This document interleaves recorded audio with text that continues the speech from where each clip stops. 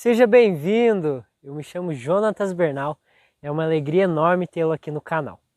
Se essa não é a sua primeira vez, você já percebeu que tem alguma coisa de diferente. Mas se essa é a sua primeira vez aqui no canal, mais uma vez seja muito bem-vindo. Aqui no canal eu posto alguns pianos solos, alguns devocionais, alguns covers. Então se você gosta desse tipo de conteúdo, já vai aí embaixo, não perde tempo e se inscreve no canal e ativa as notificações, que assim que eu postar um vídeo novo vai chegar para você. Deixa o seu gostei que me ajuda muito, assim o YouTube entende que o conteúdo é bacana e vai estar compartilhando para mais pessoas. E compartilhe com o seu grupo de amigos que você sabe que também vão gostar dos vídeos. Mas afinal, o que está de diferente? É o cenário aqui no fundo. Se você olhar nos outros vídeos, é um cenário diferente desse que está aqui hoje. Mas o que aconteceu? Então, o menino da edição andou dando uma estudada, andou dando uma pesquisada e pegou aquele meu quarto e transformou nesse fundo bonito que nós temos aqui atrás. E brincadeira, não foi isso que aconteceu, foi algo mais simples.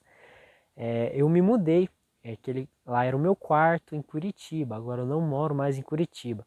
Eu moro numa cidade relativamente próxima a Curitiba, fica a cerca de 40 minutos. Mas eu não moro mais em Curitiba. E obviamente, se eu não estou mais lá, o meu quarto também não vem comigo, né? O meu quarto ficou lá em Curitiba e eu vim para cá. Então por isso que está essa diferença no cenário aqui. E é justamente isso que a gente vai conversar no vídeo de hoje. Não sobre a mudança em si, não é um vlog, mas sim de algumas situações que acontecem na vida da gente e a gente fica meio sem entender. É isso que Deus tem falado comigo, eu tenho certeza que vai falar com você. Amém?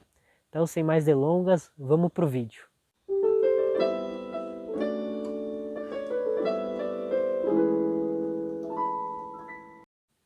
E no vídeo de hoje, nós vamos estar refletindo lá em Jeremias, no capítulo 32 e no versículo 24, que diz assim: Eis que rampas de ataque já foram construídas ao redor da cidade para ser tomada, e a cidade vencida pela espada, pela fome e pela peste, cairá nas mãos dos caldeus que lutam contra ela. Como vês, aquilo que dissestes aconteceu. No entanto, Senhor, tu me disseste: compre o campo por dinheiro e chame testemunhas, embora a cidade já esteja sendo entregue nas mãos dos caldeus. O profeta Jeremias, ele passa grande parte da sua vida anunciando uma mensagem ao povo de Judá, que era o seguinte: se eles continuassem a se rebelar contra Deus, a se esquecer de Deus, a dar as costas para Deus, eles sofreriam as consequências disso. E uma das consequências era, eles se tornariam cativos, escravos do Império Babilônico, que era um império que estava crescendo e estava se tornando cada vez mais forte. O profeta Jeremias passa grande parte da sua vida anunciando isso ao povo. Porém, o povo de Judá não dá ouvidos a Jeremias e continua da mesma maneira. E, obviamente, as consequências vêm. E Jeremias vê o Império Babilônico dominando cidade após cidade do povo de Judá. E no meio desse caos todo de guerra, nesse conflito, surgiu um outro grande problema, que foi o quê? Foi a fome, a crise financeira, porque algumas cidades que produziam alimentos já haviam sido destruídas, e outra que o povo não ia ir trabalhar sabendo que a sua cidade pode ser invadida a qualquer momento pelo exército inimigo. Então o povo não ia produzir, o povo não ia plantar, ou seja, começou uma crise alimentícia, o povo não tinha mais o que comer.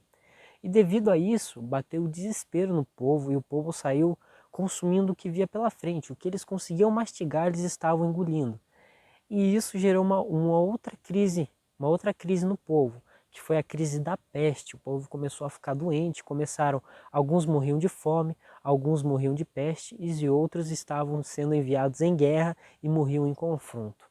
Então você imagina o caos, imagina o cenário terrível que o profeta Jeremias estava vendo, algo que ele já tinha anunciado, porém o povo não deu ouvidos. E no meio desse caos todo, desse conflito todo, Deus dá uma ordem a Jeremias, que é o que nós lemos, que ele vá e compre um terreno em uma das cidades que não havia sido dominada ainda. E detalhe, seguindo toda a burocracia da época, que era como? Era pagar o valor inteiro, chamar testemunhas, fazer um negócio na praça e selar o papel de contrato, no caso, seguindo toda a burocracia da época. Jeremias confia em Deus, vai e faz isso. Porém, ele fica sem entender o porquê. Porque a cidade, dali um pouco, seria dominada. Porque Deus estava mandando ele comprar um terreno ali? Não fazia sentido aos olhos de Jeremias. E isso dá uma grande lição para nós, que mesmo nós confiando em Deus, muitas das vezes nós não temos esclarecimento total do que está acontecendo. Então, vão ter momentos na nossa vida que nós não vamos entender o porquê certas coisas acontecem. Mas isso não significa que nós não estamos confiando em Deus ou que nós não estamos nos caminhos de Deus. Tem uma grande diferença, é que aquilo que Deus vê não é aquilo que nós vemos. Porque o profeta Jeremias é a prova disso. Ele fica sem entender o porquê ele comprou aquele campo. Então ele vai orar, ele vai falar com Deus e ele expõe esse seu não entendimento, esse seu receio a Deus. E Deus explica para ele que enquanto Jeremias olha e vê o povo sendo levado a cativo, vê o povo sendo vencido, vê o povo morrendo, vê aquele cenário caótico, Deus já vê lá no futuro aquele povo retornando à cidade e habitando naquelas terras que Jeremias estava comprando. Enquanto Jeremias via a situação toda desorganizada, Deus já via lá no futuro a situação muito bem resolvida e a situação muito bem encaminhada. E é exatamente isso na nossa vida. Existem momentos que nós não entendemos, que nós, aos nossos olhos, só conseguimos ver o problema. E nós achamos que Deus perdeu o controle, que Deus não está mais olhando para nós. E muitas vezes nós nos culpamos achando que nós mesmos não estamos tendo confiança total em Deus. Mas não. Às vezes o que nós vemos é diferente do que Deus vê. Por isso, mesmo que nós estejamos confiando nele, pode não fazer sentido para nós. Isso se confirma lá em Isaías, no capítulo 55, versículo 8 e 9, onde Deus diz que assim como os céus são mais altos do que a terra, os caminhos de Deus são mais altos que os nossos. Ou seja, aquilo que Deus vê é muito mais alto, é muito melhor, é muito mais alto do que aquilo que nós vemos. E esse era o caso de Jeremias. Ele via o problema e Deus já via lá na frente o futuro, essa situação muito bem resolvida. E é exatamente isso que eu tenho refletido muito essa semana, que eu tenho meditado muito essa semana. Muitas das vezes acontecem coisas na nossa vida que nós não entendemos o porquê. Mas eu vim aqui te lembrar que só resta uma coisa para mim e para você, que é o que? É confiar em Deus. Porque enquanto nós vemos um momento difícil, enquanto nós vemos o cenário caótico, o problema, a desordem, e ficamos ali perdidos, sem entender, Deus já vê lá no futuro a situação muito bem resolvida, a situação muito bem encaminhada. Ele tem o futuro na palma de suas mãos. E isso gera em nós uma certa ansiedade, não é mesmo?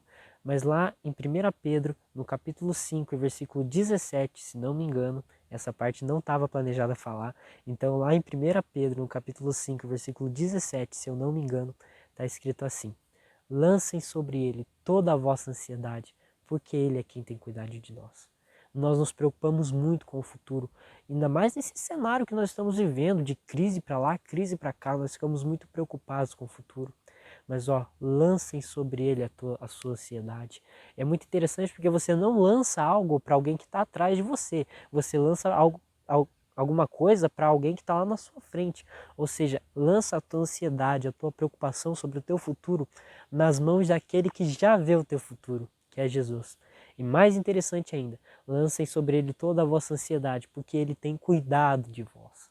Ele está lá no futuro, nos esperando e nos aguardando, porque ele já sabe o que vai acontecer lá no futuro. Mas ao mesmo tempo, ele está aqui do nosso lado, nos guardando e cuidando de nós, nos acompanhando em cada passo. Então, que eu e você, mesmo sem entender, nunca nos esqueçamos que Deus está no controle e ele sabe o que faz. Amém?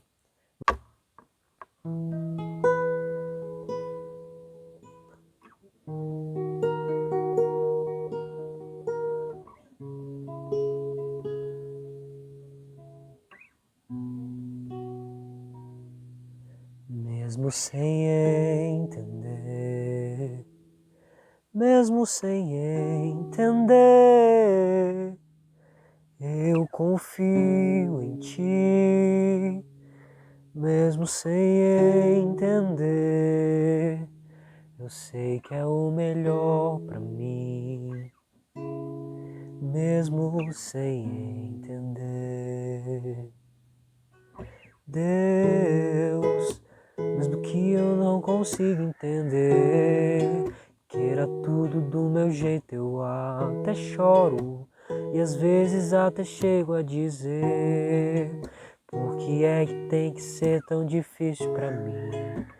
Parece que é difícil só pra mim.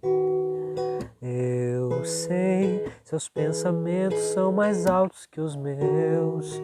O teu caminho é melhor do que o meu. Tua visão vai além do que eu vejo. O Senhor sabe exatamente o que é melhor pra mim.